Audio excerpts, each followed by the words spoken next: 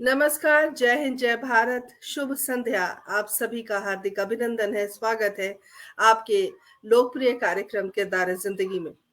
दोस्तों, चलते-चलते किरदार-ए-ज़िंदगी एक ऐसे मकाम तक पहुँच गया है, जहाँ पर आज हम 73वें एपिसोड को लेकर आपसे रूबरू हैं और हमारी हमेशा से यही कोशिश रहती है कि एक से बढ़कर एक नायाब जो हीरा है, जिसको हम तलाशते रहते हैं, उन हीरों से आपको रूबरू कराएँ और उन्हीं हीरे की एक नई कड़ी, एक खूबसूरत हीरा जो हमारे किरदार ज़िंदगी में पिरोया जा चुका है, आपको मिलवाती हूँ उस हीरे से और बहुत अच्छा लगेगा आपको। कोई ऐसा व्यक्ति जिसका विस्तार बहुत बड़ा हो, जो बड़े मकाम पर हो, बावजूद उसके बिल्कुल ज़मीन से जुड़ा हुआ व्यक्ति हो, तो आपको बहुत खुशी होगी उससे मिलके और मैं एक ऐसी शख्सियत से आपको रूबरू आज कराने वाली हूँ, जो ज़मीन से जुड़ा हुआ व्यक्ति है, जो ऊँचाई पर तो है, लेकिन जो उसकी भावनाएँ हैं, उसकी संवेदनाएँ हैं, उसका अस्तित्व है, वो सब ज़मीनी है। और बहुत खुशी मुझे इस बात से भी हो रही है कि मैं एक लेखक, एक डायरेक्टर, एक कवित्री, एक अभिनेत्री से आपको मिलवाने वाली हूँ, जिनका नाम है प्रतिभा शर्मा और उनको और अच्छी तरह आप तब जान पाएँगे जब मैं आपका उनका परिचय एक इस तरीके से दूँगी, एक ख़ास व्यक्तित्व से जोड़कर। बहुत बड़े एक्टर हैं यशपाल शर्मा, जिनको हमने राउडी राठौर में देखा है, जिनको हमने गंगा जल में देखा है, उनकी धर्मपत्नी हैं, तो एक परिचय उनका ये भी है लेकिन चूँकि वो हमारे किरदार का हिस्सा है, इसलिए आज उनकी पत्नी बनकर नहीं, वो अपने सशक्त व्यक्तित्व के कारण इस किरदार ज़िंदगी में आई हैं और उनका अभिनंदन करेंगे, स्वागत करेंगे। उनके बारे में मैं बताना चाहती हूँ, छोटा-सा उनका परिचय क्योंकि अ, मुझे लगता है कि बहुत ज़्यादा अगर मैं उनके बारे में बात करूँ, तो शायद समय उनका चुरा लूँगी और हमें तो उनसे रूबरू होना है, उनसे बहुत सारी बातें करनी है, लेकिन एक छोटा-सा परिचय प्रतिभा शर्मा जैसे कि मैंने नाम बताया और आप डायरेक्टर भी हैं, आप राइटर भी हैं, आप कवित्री हैं, आप अभिनेत्री हैं, बहुत सारे सीरियल में आपने काम किया है। आपको सर्वश्रेष्ठ अभिनेत्री का पुरस्कार भी प्राप्त है 2 राज्यों से। कई धारावाहिक और फ़िल्मों में आपने काम किया है। 4 लघु फ़िल्में और 1 फ़ीचर फ़िल्म आपने बनाई है। डॉक्यूमेंट्री फ़िल्म्स भी कई आपके द्वारा निर्मित हैं और कला एवं संस्कृति के लिए वुमेन ऑफ इन्फ्लुएंस पुरस्कार से आप सम्मानित हैं, आइकॉन ऑफ हरियाणा से आप सम्मानित हैं, 2019 में आपको ये अवार्ड दिया गया। अ, उसके अलावा आपको विलक्षणा पुरस्कार भी प्राप्त है। कला और संस्कृति के लिए बहुत सारे पुरस्कार आपको प्राप्त हैं। उसके अलावा बड़ा परिचय अ, नाट्य शैली में भी एक रुतबा रखती हैं, एक दखल रखती हैं और जब आप मिलेंगे तो आपको लगेगा कि वाक़ई बहुत स एक संजीदा कलाकार, एक संजीदा व्यक्तित्व आपके सामने है। बहुत सारी उनकी उपलब्धियाँ हैं। अब मैं क्या-क्या उपलब्धि गिनाऊँ लेकिन मैं सोच रही थी कि उनसे डायरेक्ट मैं आपकी बात ही कराऊँ और उनसे बहुत सारी जब बातें करेंगे तो अपने आप उपलब्धियाँ सामने आती रहेंगी। चित्रपट निर्माता महामंडल मुंबई द्वारा सर्वश्रेष्ठ निर्माता का पुरस्कार आपको प्राप्त है। अंतर्राष्ट्रीय जूरी भी आप रह चुकी हैं यूएस में। उसके अलावा निर्देशन आपने किया है मैंने एक में रहना और बहुत सारी डॉक्यूमेंट्री फ़िल्म आपने बनाई हैं और कवित्री कमाल की हैं। इनका एक यूट्यूब चैनल है मैं बताना चाहती हूँ रजनीगंधा के नाम से और उस रजनीगंधा चैनल को जब आप सर्च करेंगे उसमें एक इनकी कविता है रोक-टोक। वो कविता हर उस महिला के लिए है जिसके उस लड़की के लिए है जिसे बार-बार हर काम के लिए रोका-टोका जाता है और उसे एहसास दिलाया जाता है कि तुम औरत हो और तुम्हें किस तरह रहना चाहिए, तुम्हें क्या पहनना चाहिए। बहुत अच्छी कविता है, मैं गुज़ारिश करूँगी कि आज वो कविता वो सुना पाएँ। इसके अलावा बहुत सारी कहानियाँ हैं और बहुत कुछ इनका बृहत व्यक्तित्व मैं क्या बोलूँ अब सीधे-सीधे उन्हें आमंत्रित करती हूँ क्योंकि मैं भी इंतज़ार नहीं कर पा रही और परिचय धीरे-धीरे दुनिया को पता है उनके बारे में और सीधे हम मुखातिब होते हैं उनसे और उन्हें अपने स्टूडियो में आमंत्रित करती हूँ। प्रतिभा जी, बहुत-बहुत स्वागत, अभिनंदन, बहुत शुक्रगुज़ार हैं कि आपने हमें समय दिया। आपका माइक बंद है। जी, जी, शुक्रिया, थैंक यू सो मच। आपने मुझे यहाँ बुलाया और ये मेरा सौभाग्य है कि मैं आपके सारे दर्शकों से बात कर पा रही हूँ आपके माध्यम से। शुक्रिया। बहुत-बहुत शुक्रिया आपका पुनः, और हमारे साथ बहुत सारे दर्शक श्रोता जुड़ गए हैं। Oh my god! Yashpal Sharma ji हमारे साथ, उनकी टीम, यशपाल शर्मा जी की एक आईडी आई है, वो जुड़े हुए हैं हमारे साथ। बहुत-बहुत अभिनंदन, स्वागत है सर। यदि आप स्वयं जुड़े हुए हैं तो मैं बताना चाहती हूँ, हम सब आपके बहुत बड़े फैन हैं। आपकी जो फ़िल्में हैं वो देखकर हमें बहुत आनंद आता है। और हमारे साथ पटल के मुख्य सलाहकार सुरेश शर्मा सागर जी जुड़ गए हैं, और अल्पना सुहासिनी जी जुड़ी हुई हैं। बहुत-बहुत अभिनंदन अल्पना जी, विशेष आभार प्रतिभा जी से हमें मिलवाने के लिए। हमारा पटल आपका ऋणी रहेगा हमेशा। डॉक्टर पुष्पलता तनेजा जी हमेशा के लिए, हमेशा की तरह हमारे साथ जुड़ गई हैं। पटल के जो संयोजक हैं राजीव अग्रवाल जी जुड़े हुए हैं हमारे साथ, और सुदर्शन शर्मा सुधी जी जो पटल की संयोजिका है वो जुड़ी हुई हैं। हमारे साथ डॉक्टर रूपल श्रीवास्तव जुड़ी हुई हैं। हमारे साथ उर्मिला जी जुड़ी हुई हैं।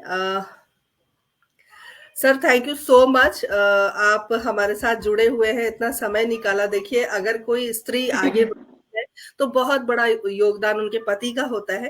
अगर मैं भी कुछ कर पा रही हूँ तो मेरे पति का बहुत बड़ा सहयोग है, इसलिए मैं कर पाती हूँ।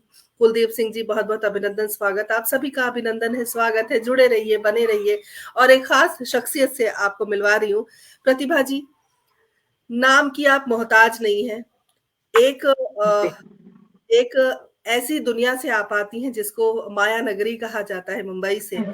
और माया जी, नगरी में जब आप कदम रखती हैं तो बहुत कुछ सहना भी पड़ता है और बहुत कुछ करना भी पड़ता है। लेकिन हम जी। उस माया नगरी के पास बाद में जाएँगे। पहले मैं जानना हुँ, चाहती हूँ, हमारे दर्शक जानना चाहते हैं कि आप की जो पारिवारिक पृष्ठभूमि है वो क्या है? कहाँ से आप आती हैं और आपके परिवार का जो माहौल था? क्योंकि हो सकता है आपके घर का ऐसा माहौल ना हो कि आपको एक्टर बनना हो या इस फ़ील्ड में जाना हो, क्योंकि चीज़ें बहुत बदली-बदली सी होती है हर के परिवार में। लेकिन हम आपके हुँ। परिवार के बारे में जानना चाहते हैं, तो हम यहीं से आज आज के कार्यक्रम की शुरुआत करते हैं।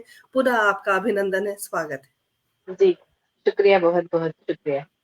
मेरा पारिवारिक वैसे देखा जाए तो कोई ऐसे घर में मेरे कोई एक्टर या एक्ट्रेस या राइटर या डायरेक्टर तो कभी हुए नहीं हैं। मेरे माता-पिता एक सिंपल से टीचर थे। एक गाँव में पढ़ाते थे बच्चों को, दोनों ही। तो मैं उनके घर में पैदा हुई और मैं कुछ विरली ही थी थोड़ी-सी, अलग-सी थी। तो तो मम्मी-पापा हमेशा मतलब मैं गाना गाती थी जब बचपन में, तो हमें हमारी बेटी गाना गाती है करके सबको बुला के मतलब सुनवाते थे मेरा गाना। और स्कूल में भी मतलब बताते थे कि हमारी बेटी बहुत अच्छा गाना गाती है। और फिर मैं गाना बहुत अच्छा गाती थी, वाक़ई में अच्छा गाती थी, तो ऑफ़ कोर्स वो वहाँ पे स्कूल में परफ़ॉर्म करते धीरे-धीरे, धीरे-धीरे फिर हमारे जहाँ हमारा गाँव था वहाँ पे नाटक-वाटक तो कुछ था नहीं, मुझे मालूम नहीं था, इस विधा के बारे में भी नहीं मालूम था, जब मैं गाँव में पढ़ती थी। तो हमारे यहाँ शुगर फैक्ट्री हुआ करती थी, तो वहाँ शुगर फैक्ट्री में गणपति के जो प्रोग्राम होते थे, उसमें नाटक आते थे। तो वहाँ पे हम लोग एटलीस्ट 3 से 4 किलोमीटर चलकर, ज़्यादा ही बोलूँ 5 से 6 किलोमीटर होगा वहाँ से, छोटे बच्चों के लिए बहुत ज़्यादा है। तो वो चल के जाते थे वहाँ तक और फिर वहाँ नाटक देखते थे।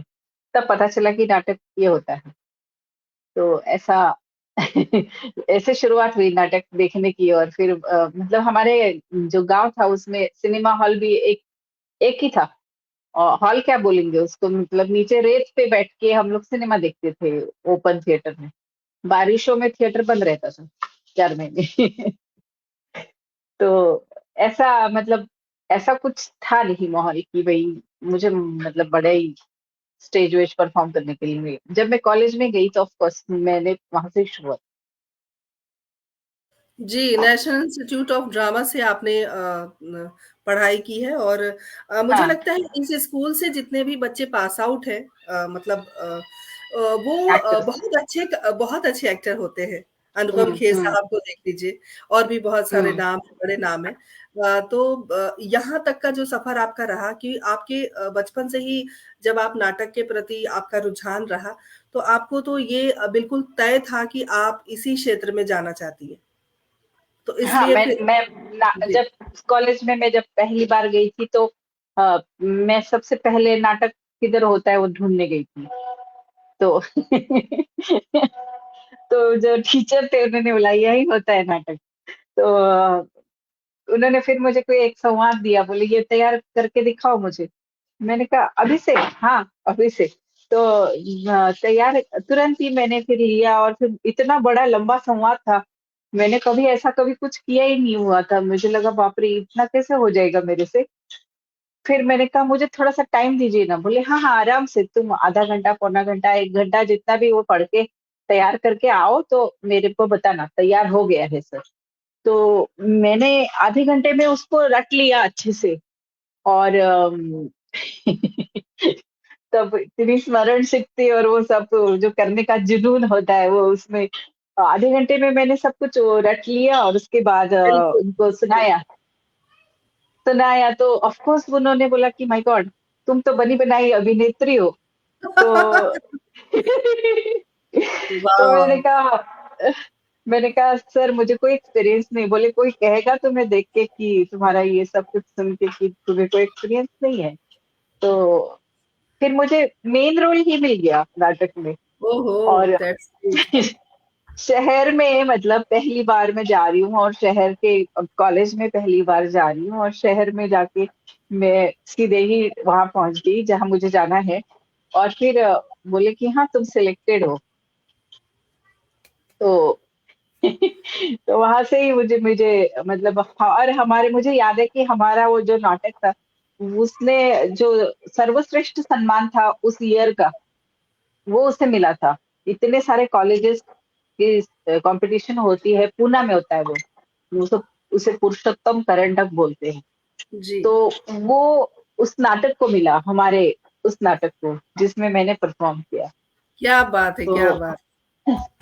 तो वहां से मेरा एकदम सफर ऐसा शुरू हो गया कि फिर अखबारों में ये वो फिर उसके बाद वहां से आकाशवाणी में मुझे बुलाया गया। फिर मैं कुछ अनाउंसर का भी काम किया। जी, जी, फिर आपके परिचय में एक बात ये भी शुमार है कि आपने रेडियो में उद्घोषिका के रूप में बहुत कार्य किया।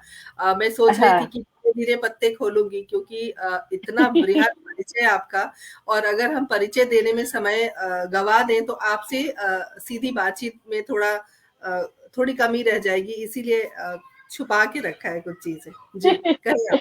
जी, जी। तो उसके बाद मैं वहाँ से अनाउंसर करके मैं मतलब मैं ग्रेजुएट भी नहीं थी, मैं तो पढ़ ही रही थी। तो उन्होंने बोला चलेगा पर तुम्हारी आवाज़ में जो ये है ना, वो हमें चाहिए ऐसे अनाउंसर्स, छोटे हैं तो क्या हो गया। तो मुझे वो पूरे के पूरे रिकॉर्डिंग्स, पूरे के पूरे प्रोग्राम हैंडल करने के लिए देते थे।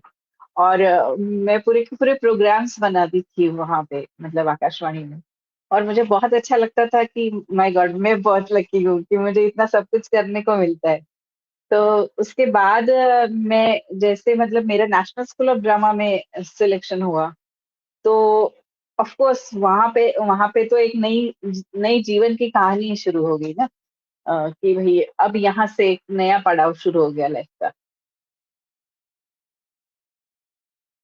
बिल्कुल सही कह रही हैं और मैं आपको एक बात बताना चाहती हूँ, हमारे साथ खुशी नाज़ जुड़ी हुई हैं। खुशी नाज़ पिछले हफ़्ते हमारे किरदार ज़िंदगी का हिस्सा रही हैं और मुझे बहुत फ़क्र होता है कि एक मुस्लिम समाज से लड़की आती है और वेट लिफ्टिंग करती हैं, आयरन लेडी के नाम से मशहूर हैं। वाओ! और कांग्रेचुलेशंस। और वो हमारे प्रोग्राम जब मैंने बताया कि आप आ रही हैं, तो इन्होंने कहा कि मैं ज़रूर प्रोग्राम देखूँगी और सी सेक्शन के बाद आप समझिए कि कोई वेट लिफ्टर बनता है, ये बहुत बड़ी बात है। हुँ, हुँ। और बिल्कुल, बिल्कुल। ये उनका बहुत मुश्किल समय रहा लेकिन कहते हैं ना कि जहाँ चाह वहाँ राह, तो आप आगे बढ़ते देखिए, ही खुशी जी, पुनः आपका स्वागत करती हूँ। हमारे साथ संजय जी लगातार बने हुए, तबस्सुम जहाँ हमारे साथ जुड़ी हुई हैं, बहुत-बहुत स्वागत, अभिनंदन करती हूँ। और इन्होंने कुछ संदेश भेजा है आपके लिए। प्रतिभा मैम, आपने गोदान सीरियल में झुनिया का किरदार किया है, पंकज कपूर। ओहो वाह! मेरे बच्चे घर में कह रहे थे कि मैंने मैम को कहीं देखा है, बहुत सारे सीरियल्स में देखा है। मैंने कहा कि हम धन्य हैं, हमारा पटल धन्य है आज, कि इतनी बड़ी हस्ती आज हमारे पटल की शोभा बढ़ा रही हैं। और लज्जा सिनेमा का भी ज़िक्र है, जो राजकुमार संतोषी जी की हुँ। जो फ़िल्म है। जी, उसमें मैंने उस एक छोटा-सा किरदार किया था जो अजय देवगन जब छोटे होते हैं और उसके माँ का किरदार मैंने किया था। अच्छा, अच्छा, बहुत अच्छा। छोटा चंक था लेकिन अच्छा स्ट्रॉन्ग कैरेक्टर था उसमें। क्योंकि उसमें कैरेक्टर सबके माधुरी दीक्षित और वो मनीषा सर कोइराला सर को छोड़ के लगातार छोटे-छोटे। प्रतिभा जी, सर लगातार बने हुए हैं और उन्होंने लिखा है, शायद धनिया नाम था आपके किरदार का। हुँ, हुँ, वाक़ई हुँ। और थोड़ा-सा मैंने इनकी इनकी जो एक फ़िल्म आई है, अल्पना जी के साथ डॉक्यूमेंट्री फ़िल्म थी, वो दादा दादा लक्ष्मी नहीं, नहीं वो फ़िल्म फीचर फ़िल्म है। फीचर फ़िल्म है। हाँ, उसका थोड़ा-सा रोल मैंने देखा था, मुझे अच्छा लगा और हम ढूँढ रहे हैं, जल्दी उनको हम देखेंगे और सबको दिखाएँगे भी। और सर, बहुत-बहुत स्वागत है और मुझे बहुत खुशी हो रही है। वो खुशी मेरे चेहरे पे आपको ज़रूर दिखेगी कि 2 बड़ी हस्ती अ, हमारे साथ आज साथ-साथ चल रही है, अपने आप में बड़े गर्व का विषय है। तो प्रतिभा जी, खून में कहते हैं मतलब एक्टर बनना एक ज़हनी बात होती है कि आपके अंदर वो अ, मतलब रगों में वो जो अभिनय है वो हुँ, दौड़ता है, कौंधता है, तब आपको लगता है कि वाक़ई, क्योंकि जो आप कर पाती हैं या और भी जो आपके सरीखे एक्टर एक्ट्रेस हैं, हुँ, हम हुँ। जैसे आम इंसान हैं, शायद उतने डायलॉग्स याद ना कर पाएँ और इतना इतना अच्छा अभिनय ना कर पाएँ। और लेकिन ईश्वर आपको किसी न किसी रूप के लिए बनाता है, गढ़ता है। तो जो हुँ, आपका ये हुँ, सफ़र रहा है, हालाँकि इतना आसान नहीं रहा होगा, मुश्किलों भरा होगा और हुँ, हम चाहते हैं कि वो कहानी हम ज़रूर सुनें। जब आप वहाँ एनएसडी से पास आउट हुई, उसके बाद का जो एक स्ट्रगल होता है, एज़ अ डायरेक्टर या हुँ। एज़ अ एक्टर या एज़ अ राइटर, वो दौर कैसा था आपके लिए या सब कुछ आसान था? महिला है और उसके लिए आसान है, ऐसा तो बिल्कुल समीकरण ही नहीं बैठता।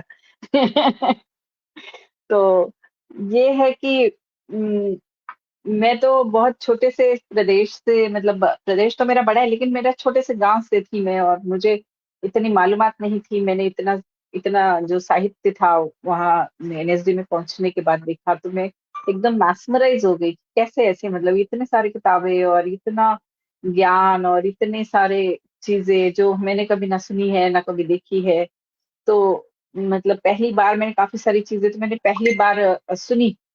पर उसके जब मैं क्लासेस अटेंड करने लगी और वहाँ पे जाने लगी तो मुझे लगा अ, तब तक मेरा इतना कुछ वहाँ पे मतलब महाराष्ट्र में मैंने इतना कुछ अचीव कर लिया था कि मैं बेस्ट एक्टर के मुझे 2-2 अवार्ड्स मिल चुके थे गवर्नमेंट की तरफ से।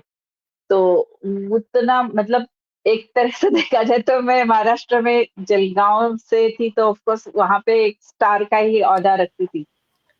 तो मैं मुझे देखने के लिए बच्चे बाहर आते थे अपने घर से कि वो अनाउंसर है ना, वो जो रेडियो में आज आज वो आपको देखने के लिए इतने सारे दर्शक जुड़े हुए हैं और एक संदेश है डॉक्टर अल्पना सुहासिनी का, उन्होंने लिखा है कि वो प्रतिभा मैम से कविता के साथ-साथ गाना भी सुनिएगा। ज़रूर, ज़रूर, ज़रूर। हुँ, जी, जी मैम बताएँ।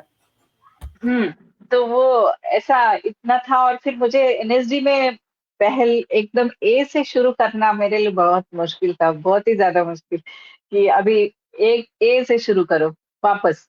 तो इतना कुछ पाने के बाद मुझे वापस आना बड़ा मुश्किल हो रहा था। बहुत ब्लॉकेज आ रहे थे, बहुत सारी चीज़ें मुझे नहीं मन करता था करने के लिए और फिर मैं बहुत अपसेट रहती थी। और फिर धीरे-धीरे मुझे जो हमारी डायरेक्टर थी she was very, very good. और उन्होंने मुझे कम्युनिकेट किया कि देखिए प्रतिभा, ये मुझे मालूम है you are great talented person, but the thing is यहाँ पे आपको शुरू से ही सीखनी पड़ेगी सारी चीजें। तो मुझे बड़ा सा इंसल्ट सा लगता था कि अरे यार, इतना अचीव करने के बाद फिर से ए से शुरू करो और फिर वही सीन वर्क और फिर वो, मुझे बहुत ब्लॉकेज आते थे मतलब अपने अंदर से। पर धीरे धीरे मैंने अपने आप को मोल्ड किया, धीरे धीरे मैंने इतना वो कर दिया कि मतलब मैं थर्ड ईयर तक मतलब आई डिड गुड जॉब। तो ऐसा रहा वहां का सफर। और उसके बाद का सफर ये रहा कि मैं और यशपाल क्योंकि क्लासमेट थे और हमारी दोस्ती बहुत अच्छी थी, और फिर उसके बाद हमने शादी करने का फैसला किया और फिर हमारे घर वालों को बताया। थोड़ा मुश्किल तो हुआ लेकिन एक्सेप्ट कर लिया उन्होंने। फिर हमारी शादी जैसे हुई उसके बाद हम रेपेट्री में थे। तो रेपेट्री में एक पर्सनल सवाल है कि अगर एक्सेप्ट नहीं करते घर वाले तो क्या भागकर शादी कर लेते आप लोग? नहीं, थोड़ा वेट कर लेते। अच्छा, मतलब मनाने का। देखिए, इस कार्यक्रम के माध्यम से चूँकि जब आप किसी ऐसे पद पर होते हैं या आप कुछ बेहतर करना चाहते हैं, वहाँ पर आपके पेरेंट्स की जो भूमिका होती है, वो आपके लिए कितना ज़रूरी है। ये प्रश्न सिर्फ़ मज़ाक के लिए नहीं था, ये उस प्रश्न का जो जवाब आपने दिया है, ये हमारी न्यू जनरेशन तक वो जवाब जाएगा और उन्हें समझ आएगा कि भागना सॉल्यूशन नहीं है, हम अपने पेरेंट्स को मना भी सकते हैं। तो मैं बहुत खुश नहीं, वो माने भी तो थोड़ा सा यही था कि माने नहीं माने टाइप मुश्किल ही था। मुश्किल था, लेकिन नामुमकिन नहीं था। हाँ। बिल्कुल। फिर जी, उसके उसके बाद वो बाद हमारी शादी हुई, उसके बाद हमारा मतलब जो करियर है वो स्टार्ट हुआ शादी के बाद वाला। फिर हम यहाँ आए, मुंबई आए, और उसके बाद हमने मतलब मैं एक्चुअली काफी अच्छा काम कर रही थी दिल्ली में। मेरे टीचर्स लोगों की मैं पहली पसंद थी, तो ऑफ कोर्स उन्होंने मेरे साथ नाटक करना बड़ा पसंद किया, और फिर मुझे काफी सारे नाटकों में भी काम मिल रहा था। मैं उल्टा सफर था मेरा, मैं मुंबई से दिल्ली जाती थी काम करने। और मतलब मैं काम करती थी और यशपाल स्ट्रगल कर रहे थे, ऑफ कोर्स हम दोनों काम कर रहे थे। और हमें एक डेढ़ दो साल तो कुछ काम ढंग का मिला नहीं, फिर धीरे धीरे मिलना शुरू हुआ। छोटे छोटे यशपाल को ही मिलना शुरू हुआ, तो फिर मेरा ये था सर कि ने भाई। आपके सर ने एक संदेश भी भेजा है, काठ का हंस जो जिसमें लीड रोल किया था, तो गाने भी लिखे और गाए भी। और हम्म। आशुतोष राणा सर भी थे इसमें। तो हम चाहेंगे कि चलिए थोड़ा अपनी बातों को विराम देते हैं, कुछ गुनगुनाइए ना, हम भी सुनना चाहेंगे और आपकी कविता भी सुनना चाहेंगे। जी। जी जी, वो तो मैं सुनाऊंगी ही ऑफ कोर्स। ये कविता का पटल है तो मैं कविताएं तो सुना के ही रहूंगी। अ, ये हाँ, मैंने उस प्ले के गाने भी लिखे थे, मैंने गाए भी थे। और सारा वो तो मेरा एक वो गाना बड़ा वहां पे फेमस हो गया था एलएसडी में की। तो मैंने जो प्ले का गाना लिखा था वो अभी भी मतलब वहाँ परंपरा बनाए हुए है अपनी, वो गाना। तो थोड़ा सा उसको गुनगुना देती हूँ, बिल्कुल मुझे थोड़ा ही याद है। अम, ता ना ना ना ना ना ना ना ना ना ना ना ना ना ना। उड़ती है आशा मेरे उड़ते मन की, काठ का हंस तुम्हारा उड़ी उड़ी जाए, काट का हंस तुम्हारा उड़ी उड़ी जाए। ता ना ना ना ना ना ना ना ना ना ना ना ना ना ना ना ना। मतलब काफी लंबा है। कल्पना कीजिए कि काठ का हंस भी उड़ सकता है। ये कल्पना से ही रोंगटे खड़े हो रहे हैं। आप समझ सकती हैं कि वाकई अगर काठ का हंस उड़ने लग जाए तो कितना अद्भुत नज़ारा होगा। और जिस तरीके से आपका तरन्नुम है वो बहुत खूबसूरत है। और सर ने कुछ संदेश और भेजे हैं।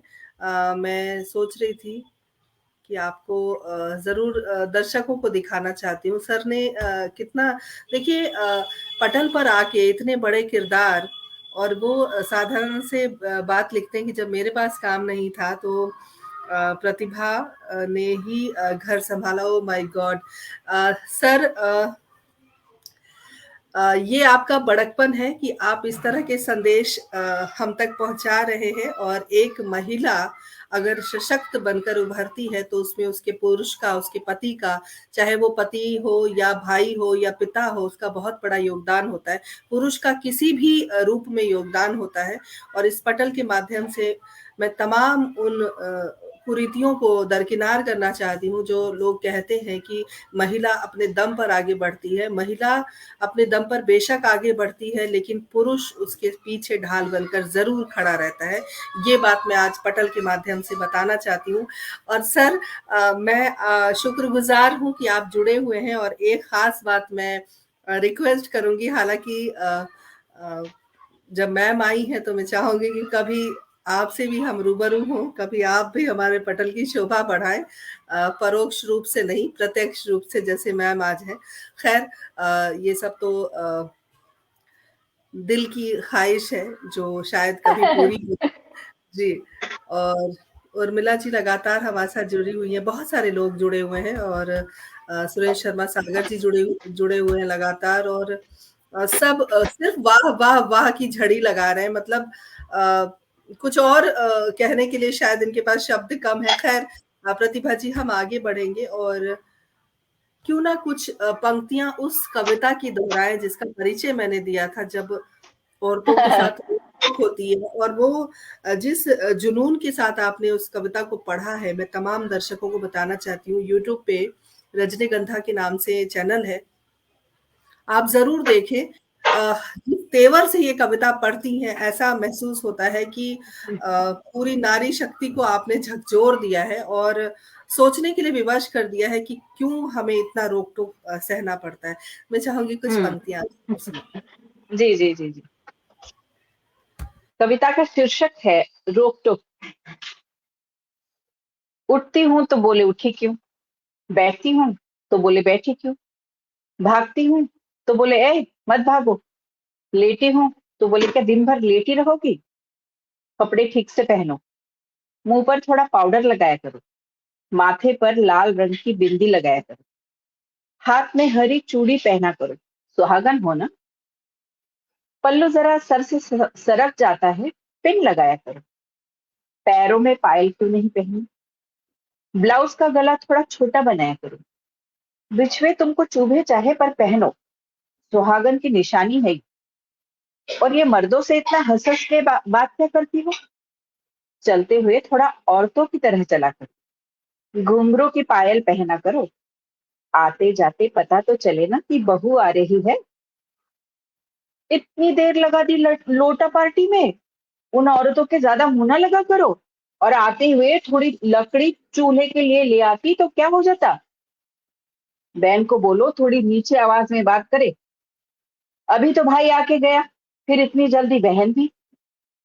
बहन बेटी को ससुराल में थोड़ा तहजीब से रहना चाहिए। और ये क्या, पैर फैलाकर बैठ गई? पढ़ाई लिखाई दिमाग में घुस गई है क्या? इसलिए इतनी बदजुबानी पे उतर आई हो? लाई क्या थी दहेज में? बारातियों को खाना तक कम पड़ गया था। नौकरी क्या हमारे लिए करती हो? और करती हो तो रौब नहीं सुनेंगे, छोड़ दो नौकरी। घर का काम क्या तुम्हारी माँ आके करेगी? 4 साल हो गए शादी को, बांझ कहने लगे हैं लोग। ऐसे कैसे? औरत हो, आदमी को रिझाओ, दूसरी औरत के पास मुंह क्यों मारेगा? तुम ठंडी पड़ जाती होगी बिस्तर में। अरे काम क्या हम नहीं करते? और इस बार तनख्वाह क्या माँ को दे आई? बेटी हुई, चलो, पहली बेटी लक्ष्मी की बेटी। बच्चे को पालना सीखो अब। ये किस तरह से बड़ा कर रही हो बेटी को? तहजीब तो सिखाई नहीं बेटी को। स्कर्ट के नीचे स्लैक्स पहनाया करो। दी तो आखिर बेटी ही ना, कौन सा चिराग दे दिया खानदान को। और वैसे भी आजकल जमाना बहुत खराब है, इसको थोड़ा दबा के रखा करो। कुछ हो हा गया तो हम कहीं मुंह दिखाने के काबिल नहीं रहेंगे। क्या लड़कों ने छेड़ दिया, इसको ही क्यों छेड़ा, इसी में कुछ ऐब होंगे, कपड़े ढंग के पहनाओ, और ये जो दिन भर आईने के सामने नयन मटक का चलता है, दिन भर फोन पर लगी रहती है, कोई रोकने टोकने वाला ही नहीं है।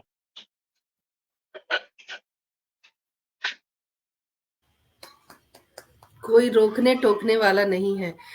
जिस तरीके की आपका शिल्प है लिखने का, जो शैली है आपकी, एक-एक शब्द है और उस शब्द को एज़ अ एक्टर आपने जो प्रस्तुत किया है, हम आपको प्रणाम करते हैं। और ये रोक-टोक उन महिलाओं के लिए है, उन सभी औरतों के लिए, लड़कियों के लिए है, जो कहीं न कहीं इन सब चीज़ों की शिकार आज भी होती हैं। और वाक़ई बहुत उम्दा कविता, और बहुत सारे देखिए यशपाल सर ने भी भेजा है, ओहो! क्या बात है।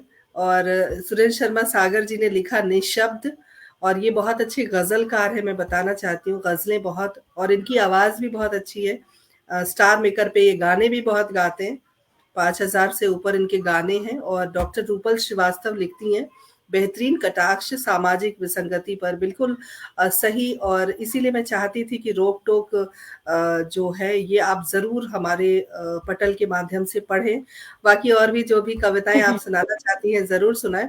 प्रतिभा गुप्ता जी हमारे साथ जुड़ी हुई हैं, बहुत-बहुत स्वागत अभिनंदन करती हूँ। और खुशी नाज़ लगातार हमारे साथ बनी हुई हैं, और ओहो! यूएसए से जुड़ी हुई हैं। आज फिर से हमारा पटल अंतर्राष्ट्रीय पटल बन गया है, क्योंकि बहुत सारे हमारे अंतर्राष्ट्रीय मित्र हमारे कार्यक्रम की शोभा हमेशा बढ़ाते रहते हैं। आपका बहुत-बहुत स्वागत अभिनंदन है।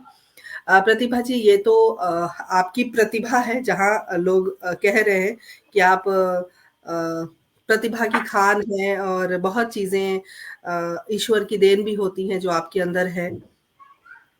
तो जो संघर्ष होता है, एक महिला अगर इस फ़ील्ड में, क्योंकि अब थोड़ा समय बदल गया है, लेकिन डायरेक्टर और राइटर की जो फ़ील्ड है, उसमें पुरुषों का वर्चस्व शुरू से ही रहा है।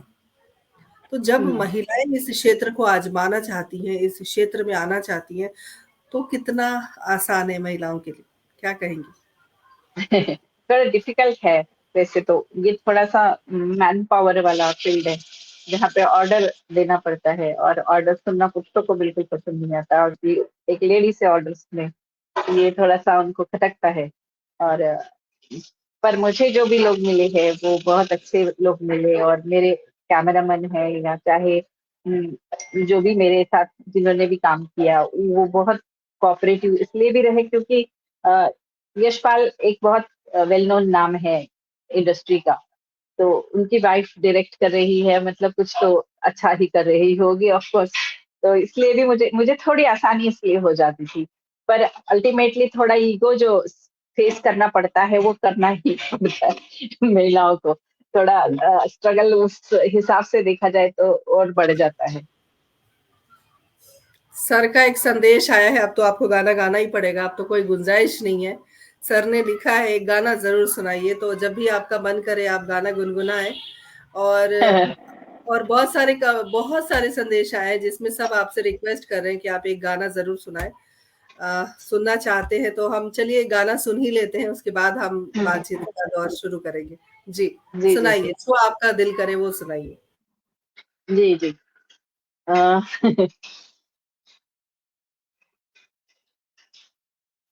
बावरा मन देखने चला एक सपना, बावरा मन देखने चला एक सपना, बावरे से मन की देखो बावरी है बातें, बावरे से मन की देखो बावरी है बातें, बावरी सी धड़कने हैं, बावरी है सांसें, बावरी सी करवटों से निंदिया दूर भागे, बावरे से नैन चाहे बावरे से होठों से बावरे नजारों को तकना, बावरा मन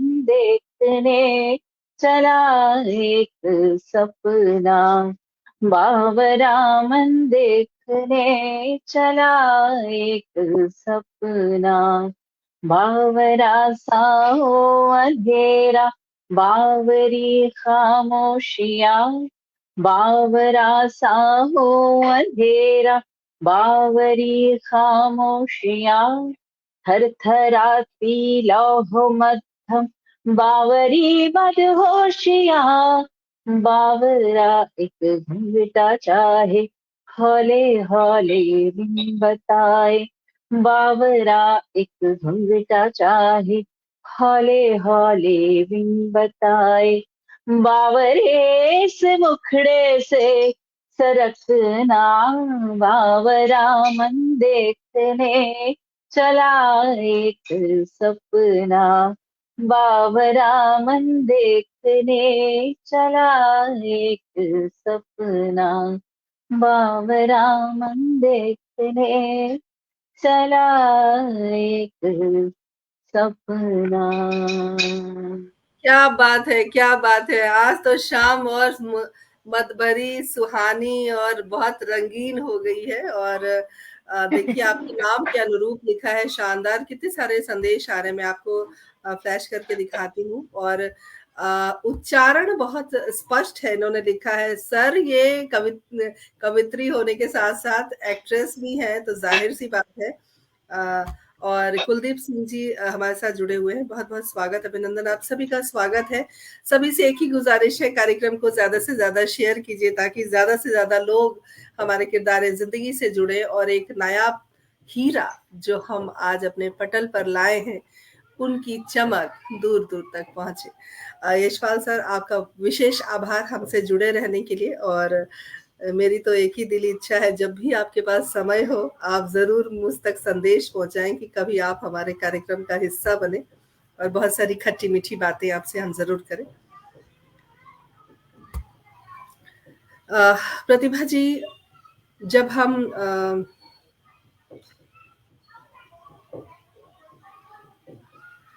जी, खुशी नाज जी लिखती हैं कि उनको आपकी वो बहुत बड़ी फैन है, उन्होंने लिखा है और 8 ग्रुप में शेयर कर दिया है। बहुत बहुत बढ़िया। और हमारे साथ साबिर परवेज जी जुड़ गए हैं। बहुत बहुत अभिनंदन, स्वागत आप सभी का। प्रतिभा जी, हम बात कर रहे थे, पहले तो इतना खूबसूरत गीत सुनाने के लिए बहुत बहुत आभार आपका। जी और जी स्ट्रगल की बात आपने कही और बहुत आसानी से, जिस तरह से सर ने कहा कि आपने बुरे समय में परिवार को संभाला, और आप इस पटल के माध्यम से कह रही हैं कि उनका एक मतलब उनका एक ओहदा है फिल्म इंडस्ट्री में और उसका आपको बहुत बल मिलता है। तो आप दोनों एक दूसरे के पूरक हैं और वो आज साबित हो चुका है कि किस तरह से वो आपके बारे में कह रहे हैं और आप उनके बारे में कह रहे हैं। इसी से जो एक पति पत्नी की अंडरस्टैंडिंग होती है उसको हम देख पाते हैं, समझ पाते हैं। और ये न्यू जनरेशन के लिए भी जानना ज़रूरी है, हम जैसे मिडिल क्लास लोगों के लिए भी जानना ज़रूरी है कि तालमेल बहुत ज़रूरी है। तो जी। तालमेल सिर्फ परिवार के लिए ज़रूरी है या हर जगह इसका एक एक इसकी भूमिका होती है? दिक्कत होती ही है, हर फील्ड में होती है तालमेल की जरूरत। तो तालमेल कभी में अगर ऐसा आया जैसे कि हमने एक फ़िल्म देखी थी अभिमान, जहाँ पर 2 सिंगर आपस में टकरा जाते हैं और अ, चीज़ें बिखर जाती हैं। तो क्या ये बहुत पर्सनल है लेकिन मैं चाहती हूँ कि आप इसका जवाब ज़रूर दें। क्या कभी, चूँकि आप दोनों एक ही फ़ील्ड से हैं, तो कभी ऐसा टकराव आपके साथ हुआ या आप बहुत खुशकिस्मत हैं कि इन सब चीज़ों से आप बाहर हैं? नहीं नहीं, देखिए इंसान है, हम माटी के पुतले हैं, है ना। और गलतियों के तो और भी पुतले हैं, तो गलतियां करना इंसान का तो फर्ज है। तो ये तो होता ही है, ऑफ कोर्स। थोड़ा सा फिर गिरते हैं, फिर संभल जाते हैं, फिर गिर जाते हैं, फिर संभल जाते हैं, फिर गिरते हैं, फिर संभलते हैं। ये तो जिंदगी है और वो ऐसा चलता रहना है उसको, और वो लास्ट तक चलता रहने हैं ऐसे।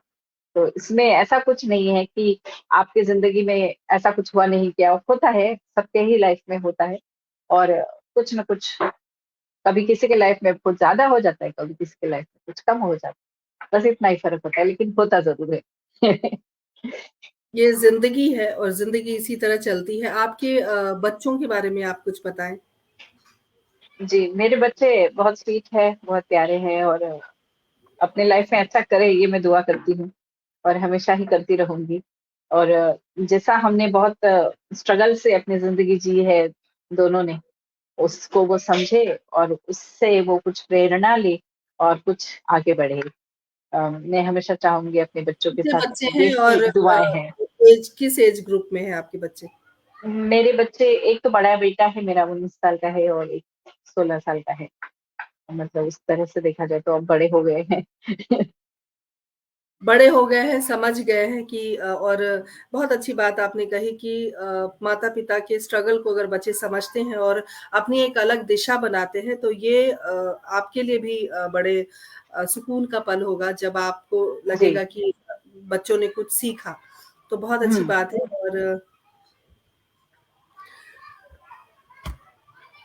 सर का एक संदेश आया, एक्टिंग कम हो गई बच्चों को सँभालने की वज़ह से। हाँ, बिल्कुल सही।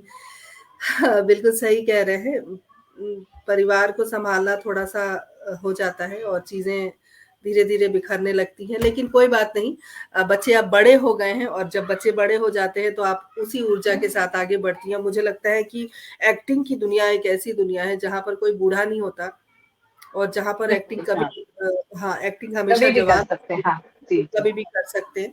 तो ये कोई बड़ी बात नहीं है और आपको सलाम लिखा है उन्होंने। वाक़ई मैं बहुत खुश हूँ। प्रतिभा जी आप मुझे देख पा रही होंगी कि मेरे चेहरे पे आपको हमेशा एक प्यारी-सी मुस्कान दिखाई देगी क्योंकि मैं बहुत खुश हूँ। आप खुद हमारे कार्यक्रम का हिस्सा हैं और यशपाल सर लगातार हमारे साथ बने हुए हैं। बड़ा अच्छा लग रहा है, अच्छा सहयोग है।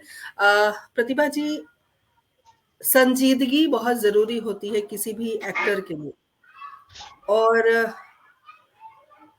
नटखट होना भी अपने आप में एक बड़ी बात होती है क्योंकि लेकिन एक्टिंग करके अपनी प्रतिभा दिखाना जैसे कि प्रतिभा शर्मा अपनी प्रतिभा एक्टिंग के थ्रू दिखा रही हैं।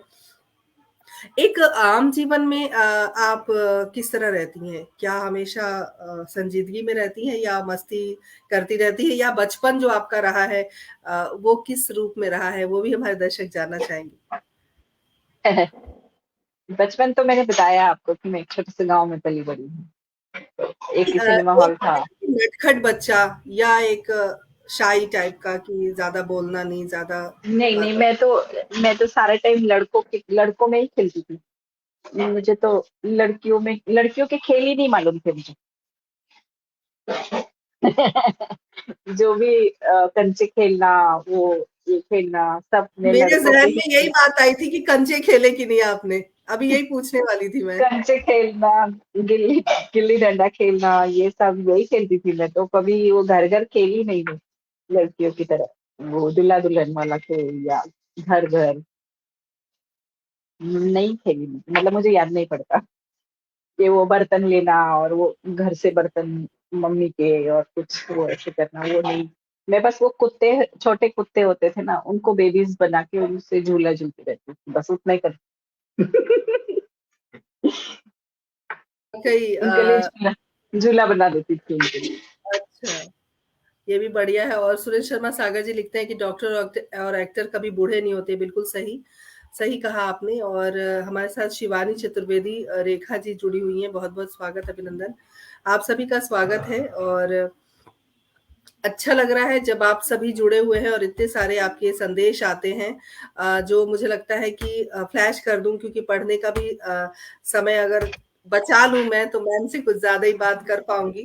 अ, लिखने का शौक आपके अंदर कब आया? कब आपको लगा कि मुझे कविताएँ लिखनी चाहिए या शुरू से ही है ये इस पर हाँ, आपका विचार? मैं बचपन से ही थोड़ा-सा कुछ-कुछ लिखती थी, या तो मुझे समझ नहीं था उसमें ये को कविता कहते हैं या कुछ नहीं। मुझे मालूम नहीं था वो चीज़। तो मैं लिखती रहती थी, कुछ ना कुछ लिखते रहना, ऐसे चलता रहता था मेरा। तो पहली बार मेरा लिखना सामने तभी आया था वो जब काठ का हंस ये नाटक हमने किया था। और जब मैंने उसके सारे गाने लिखे तो ऑफ कोर्स मेरा लिखना सबके आँखों में आ गया कि अरे! कमाल लिख रही है यार।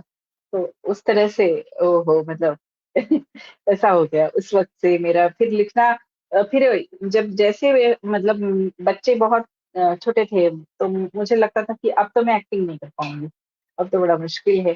तो मैं फिर लिखने लगी, जी। फिर छोटे छोटे कॉन्सेप्ट तैयार करना, फिल्में लिखना, फिर फिल्मों पे काम करते रहना, नए नए वर्कशॉप्स, स्क्रीन प्ले डायरेक्शन इसके लेते रहना। या डायरेक्शन को मैंने मेरे जो टीचर थे, मुंबई एकेडमी से मैंने डायरेक्शन का कोर्स किया था, तो मेरे जो टीचर थे वो मेरे छोटे छोटे बच्चे थे, तो इसलिए मुझे घर पे पढ़ाने आते थे।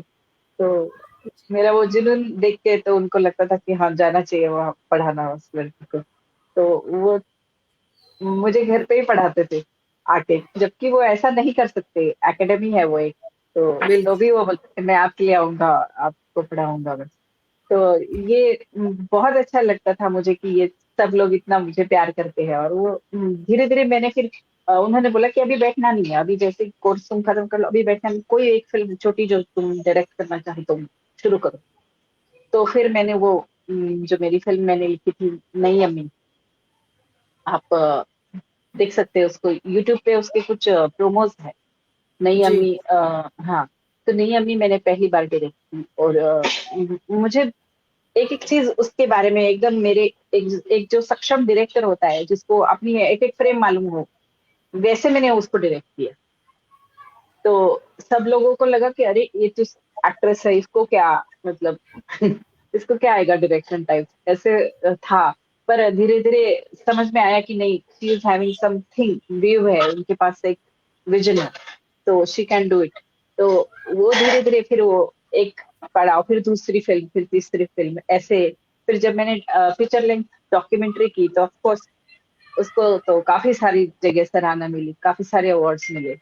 तो धीरे धीरे मैं एज अ डायरेक्टर और एज अ राइटर फिर धीरे धीरे मैं ग्रो करने लगी। और फिर मुझे मैं कहानियां लिखती हूँ तो मेरी कहानी जैसे दिमाग में आती है, तो कहानी ऐसे दिमाग में आती है कि जैसे कोई फिल्म हो।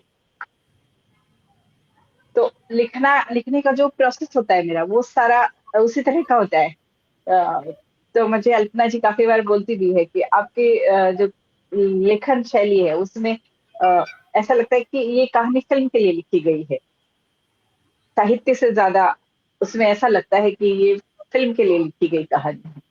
तो ऐसा अल्पना जी हमेशा बोलती है तो जी। बोले आपका और विजन आपके उसमें दिखता लिए है। एक प्रश्न भी आया है प्रतिभा जी, मैं चाहूंगी कि आप जरूर उसका जवाब दें हमारे साथ। प्रश्न, वरुणेंद्र त्रिवेदी जी हमारे साथ जुड़े हैं और उन्होंने लिखा है कि क्या कभी विचार धाराओं का जो टकराव होता है जिसकी वजह से आपको लगता है कि नहीं मुझे काम छोड़ना है या काम नहीं करना है, क्या कभी ऐसी परिस्थिति आपके सामने भी आई है? उनका ये प्रश्न है। अ, देखो मेरे पास ना, पता नहीं, मैं ब्लेस्ड चाइल्ड हूँ यूनिवर्स की, ऐसा मुझे लगता है कि मेरे पास अगर गाना है तो फिर मेरे पास एक्टिंग भी है, फिर मेरे पास लेखन की भी कला है, फिर मेरे पास डायरेक्शन भी है। क्या तो बात है। अगर मैं अगर मैं एक जगह ऐसा लगता है कि ये नहीं करना है आज, तो फिर मैं कुछ और करती हूँ, फिर मैं काम में बदलाव करती हूँ, फिर ये नहीं तो फिर वो करना है, फिर वो कहानी पे काम करना है, फिर ये कविता आज लिखनी है। तो मतलब ऐसा मेरे पास ऐसा एक भी दिन नहीं जाता कि उस दिन मेरे पास कोई काम नहीं है या मैं खाली बैठी हूँ और दिमाग में मतलब पता नहीं मतलब अंडे जमा कर रही हूँ और वो फेंक रही हूँ लोगों पे, ऐसा कभी होता नहीं है। तो आपके लिए सर ने लिखा है बुरा कहानी पर फ़िल्म बनाओ अगर संभव हो तो आप उसके ऊपर ज़रूर अपना ध्यान आकृष्ट करें। सर ने एक सजेशन आपको दिया है कि जी आप जी उस जी, पर फ़िल्म बनाएँ। जी। वो तो हम करने जा रहे हैं जी, जल्दी ही शुभ्रा हम। ठाकुर हमारे साथ जुड़ी हुई हैं, अखिलेंद्र मिश्रा हमारे साथ जुड़े हुए हैं, एमबी सिंह जी हमारे साथ जुड़े हुए हैं और भी बहुत सारे नाम नए-नए आए हैं। तबस्सुम जहाँ हमारे साथ लगातार बनी हुई हैं, डॉक्टर अल्पना सुहासिनी लगातार बनी हुई हैं, विजय कुमार जी हमारे साथ जुड़े हुए हैं, करिश्मा उर्मिला जी हमारे साथ जुड़ी हुई हैं, डॉक्टर पुष्पलता तनेजा जी हमारे साथ जुड़ी हुई हैं। डॉक्टर पुष्पलता तनेजा जी के बारे में मैं बताना चाहती हूँ कि केंद्रीय हिंदी निदेशालय में निदेशक के पद पर थीं और बहुत सारे पुलिस के महकमे इन्होंने संभाले और ये फर्स्ट लेडी रहीं।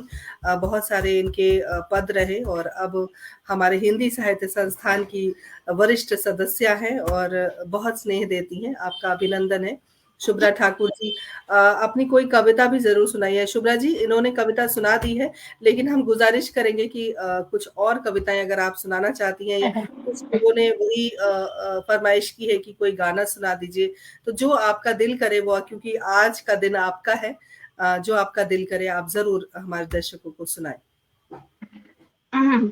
एक्चुअली आपने अभी-अभी वो जो कविता सुनी है, रोक-टोक, तो उसी तरन्नुम की ये थोड़ी आगे की कड़ी है।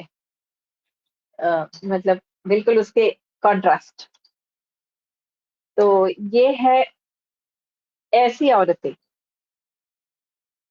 इसका शीर्षक है ऐसी औरतें। पसंद नहीं उन्हें आज़ाद ख़्याल औरतें। उनको औरतें वही अच्छी लगती है जो झाड़ू-बुहारी करे, खाना पकाए, इनके बच्चे पैदा करे और इनको सँभाले। उनको नहीं पसंद आती आज़ाद ख़्याल औरतें। जगह-जगह भाषण देती बेहुदा औरतें। हर वक़्त जागरूक और बेखौफ औरतें। आदमी की जगह हर उस ओहदे पर काम करती बेहया औरतें। उन्हें नहीं पसंद। उनको पसंद आती है पूजा-पाठ करने वाली, हर वक़्त पति को अपना भगवान मानने वाली, बागी औरतों की खिलाफत करने वाली। उनको पसंद है ऐसी मासूम औरत, जो शौकिया मासूम और पेशेवर झूठी औरत, क्योंकि वो उनके आदमियत की उपज है।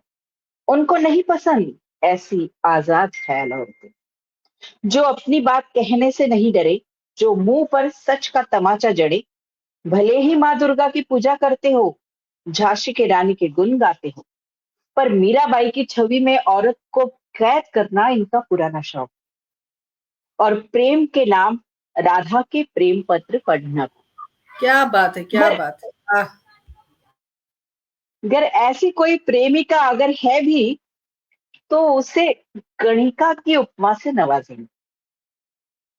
उन्होंने औरत को इतिहास की कहानियों में कैद कर रखा है, और उसी इतिहास को झूठा ठहराने के लिए एड़ी चोटी का दम लगा रखा है।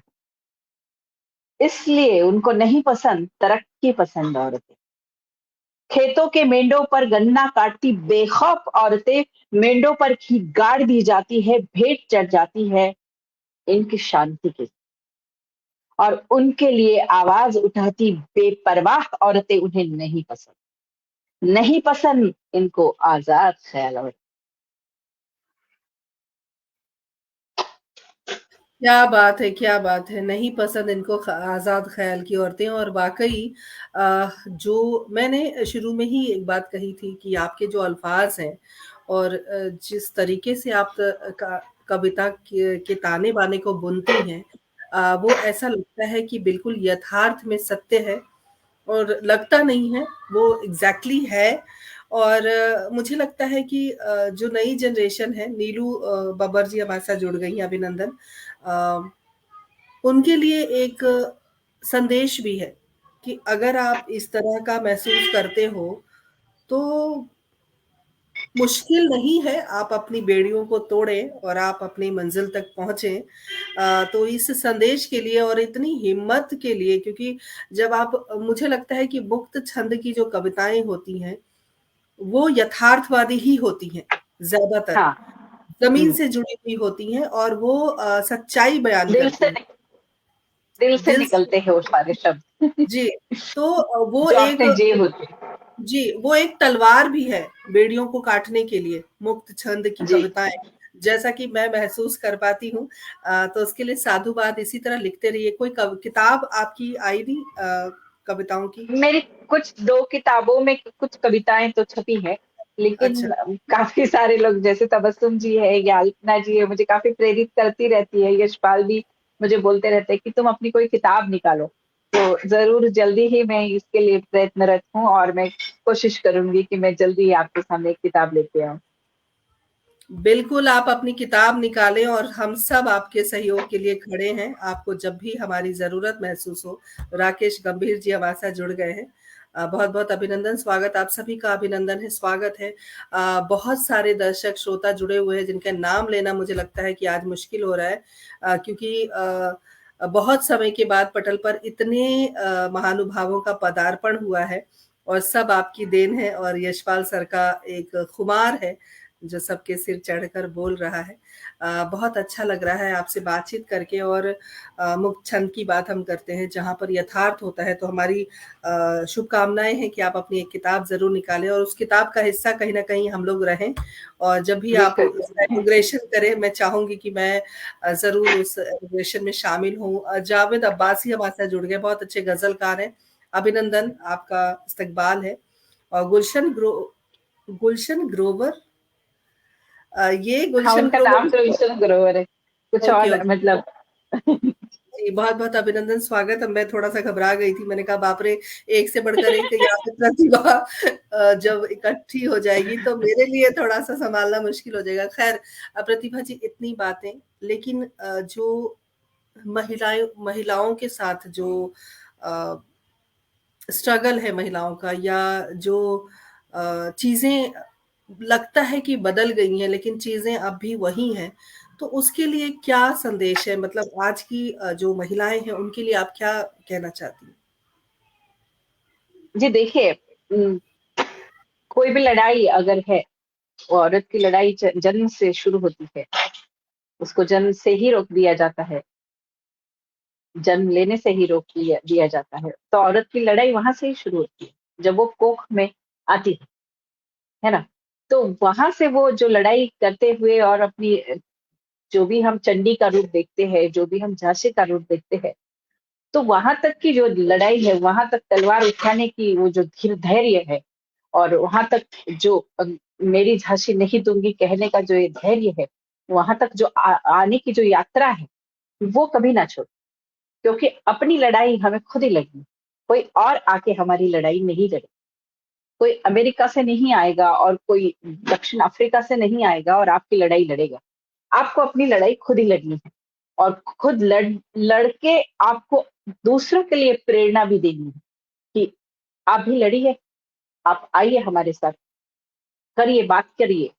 ये स्त्रीत्व की बात करना एक बहुत बड़ी बात, ये पूरे संस्कृति की बात है। पर स्त्री चाहे जैसी भी है, वो अपने आप में गरिमामय।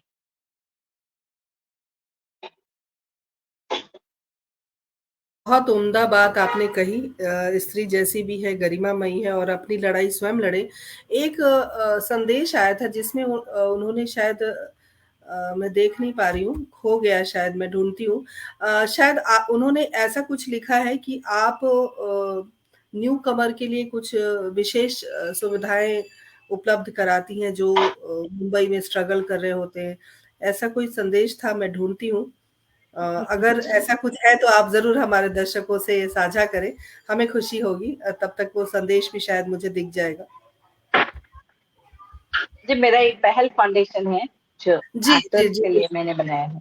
जी। तो उसके तहत हम जो भी एक्टर्स हैं, उनके लिए काम करते हैं। ओल्ड एक्टर्स के लिए अभी हम एक वृद्धाश्रम बनाना चाह रहे हैं और जो भी स्ट्रगलिंग एक्टर्स जो कोरोना में थे, जो बहुत मुश्किल हो रहा था, खाना-पीना तक मुश्किल हो रहा था लोगों को। तो ऐसी बात है कि हमें कहनी तो नहीं चाहिए, लेकिन अभी आपने पूछा तो मैं बता देती हूँ कि उस वक़्त हमने मतलब मेरा जो ड्राइंग रूम था वो पूरी तरह से राशन, पानी और इससे भर गया था और हम एक-एक को बुला-बुला के मतलब सबको प्रोवाइड करते जा रहे थे। तो ये सब हमने पहल फाउंडेशन, यशपाल और इन सारे लोगों के हेल्प से ही किया था।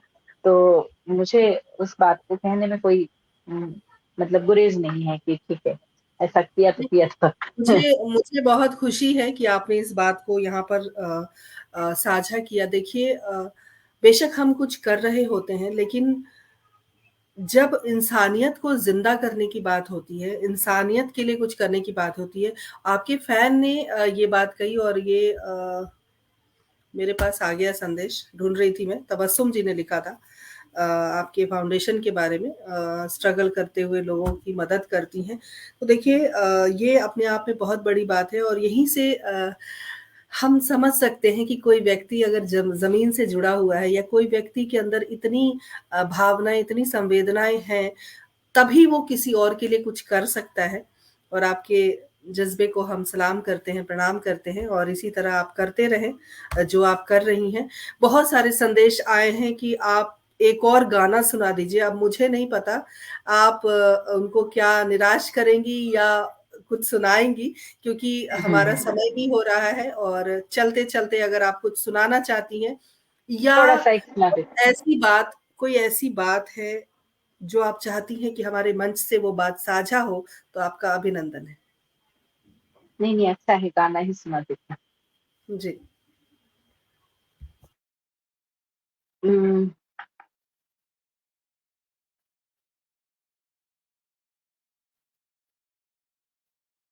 सपना तो सपना रे, सपने में रोना पड़ा। सपना तो सपना रे, सपने में रोना पड़ा।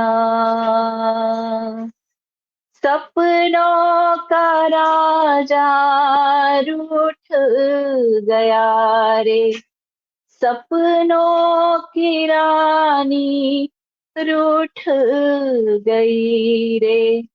सपनों के राजा को सपनों की रानी से मिलके बिछड़ना पड़ा।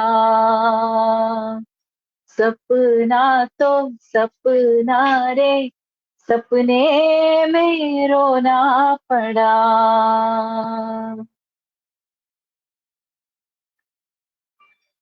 क्या बात है, क्या बात है। और अल्पना जी ने एक संदेश भेजा है कि बॉलीवुड इंटरनेशनल फिल्म फेस्टिवल जनवरी में होगा, जिसको संचालित आप और यशपाल सर कर रहे हैं। ये आपको अग्रिम शुभकामनाएं। और सब आपके जी अद्भुत जी। गाने के मुरीद हो चुके हैं, हम भी आपके मुरीद हैं। और इतना कुछ समय आपने दिया और इतनी सारी बातें हमसे साझा की। अ, मुश्किल दौर और परिवार को संभालना और पति पत्नी का एक तालमेल, जो एक दोस्त भी रहा है, प्रेमी भी रहा है और आप जीवन साथी भी है। सारी जो बातें हैं वो बहुत खूबसूरत तरीके से अभी हुई और जाने का मन नहीं कर रहा है, लेकिन समय हो चुका है। और मैं पूरी टीम की ओर से, हिंदी साहित्य संस्थान दिल्ली की ओर से आपका बहुत-बहुत आभार व्यक्त करती हूँ। और मैं एक बात जी बताना चाहती हूँ कि हमारे कार्यक्रम में एक कार्यक्रम है जिसको परिचर्चा कहते हैं। और परिचर्चा में हमने बहुत सारे सोशल टॉपिक्स को उठाया और हमारे ये जो रविवार आ रहा है, पूरे 100 एपिसोड हमारे पूरे हो रहे हैं। जो बिल्कुल निर्बाध गति से बिल्कुल हमने हर सप्ताह इसको किया पिछले 2.5 सालों से। तो 100वें एपिसोड वाह। में आपका स्वागत है, अभिनंदन है। बहुत मेहनत की है पूरी टीम ने और हमने बहुत सारे विषय पर बात की। अ, यशपाल सर का एक संदेश आया है। जी, 20 जनवरी को मुंबई में हाँ, बॉलीवुड। मैं बताना चाह रही हूँ, 20 जी, जनवरी को मुंबई में हम लोग हमारा बॉलीवुड इंटरनेशनल फिल्म फेस्टिवल का जो चौथा सेशन है वो करने जा रहे हैं। तो सभी लोग वेलकम हैं, प्लीज आइए, देखिए बॉलीवुड इंटरनेशनल फिल्म फेस्टिवल का फाइनल फिनाले और कुछ फेस्टिवल की कुछ चुनिंदा फिल्में। प्लीज आइए, 20 जनवरी को है और अंधेरी में मॉडल टाउन हॉल में मूर्ति करके एक हॉल है, वहां पे प्लीज आइए। जी, ज़रूर, ज़रूर। और ये संदेश सभी के तरफ पहुँच गया है। और सर, मैं आपका आभार व्यक्त करती हूँ, आपने अपने कर कमलों द्वारा हमारे लिए संदेश भेजा है और हम आपके बहुत बड़े फ़ैन हैं। अब तो प्रतिभा जी के बहुत सारे दर्शक हैं जो फ़ैन हो चुके हैं और इसी तरह आप जी जी आगे बढ़ें, इसी तरह आप अपने सशक्त भूमिका से हम सबको हमेशा अचंभित करते रहें। बहुत सारी शुभकामनाएँ। हमसे जुड़ने जी के जी। लिए प्रतिभा जी बहुत-बहुत आभार। साहित्य संस्थान की मैं बहुत बहुत आभारी हूँ। थैंक इसी तरह बने रहिए, जुड़े रहिए। अगली बार नए किरदार के साथ आप सभी से रूबरू होंगी। और विशेष आभार प्रतिभा जी का और यशपाल जी का, जिन्होंने इतना समय दिया। देखिए, यहीं से पता चलता है कि आप कितने ज़मीनी हैं। कहने से यू। कुछ नहीं होता, करने से होता है। जी जी। बहुत सारी थैंक यू। शुभकामनाओं के साथ अगली बार नए किरदार के साथ, तब तक के लिए खुश रहिए, मस्त रहिए। नमस्कार, शुभ रात्रि, जय हिंद, जय भारत। जय भारत। तमाम दर्शकों का बहुत-बहुत आभार। अगली बार मिलते हैं। शुक्रिया सभी का, आपका भी।